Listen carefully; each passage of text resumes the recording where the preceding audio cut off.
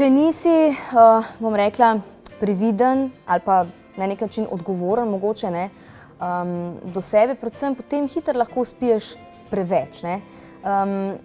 Zelo hitro, ne, predvsem tukaj je poudarek.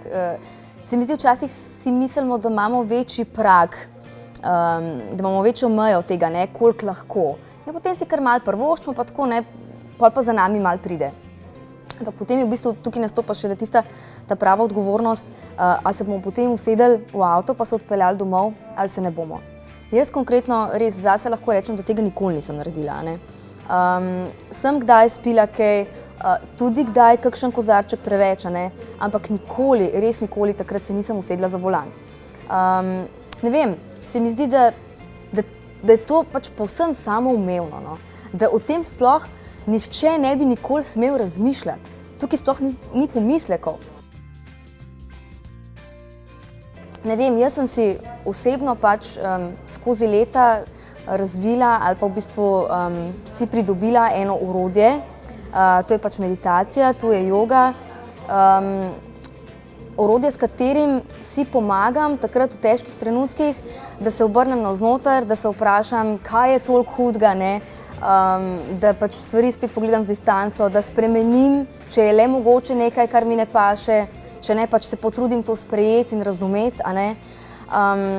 Skratka, nisem imela recimo takih obdobij, da bi rekla, da bi imela težave, pa bi zato posegla po alkoholu ali pa po drogah, a ne.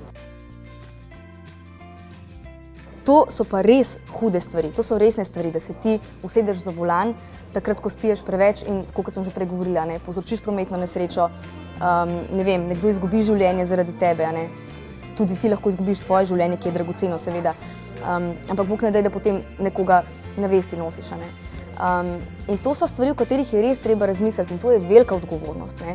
Ne samo to, da si nekomu nekaj rekel, potem to lahko popraviš. Pa še to je treba paziti.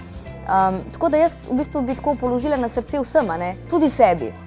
Vedno znova se moram spomniti na to, ne, da je treba prevzeti odgovornost za svoja dejanja, za svoje življenje in bo potem vse veliko boljše in lepše lahko, ne.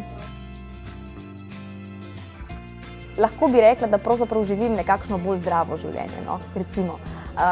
In da alkohol v bistvu je pri meni bolj tako res ob nekih posebnih priložnostih, ne, pa še to v zelo malih količinah, no.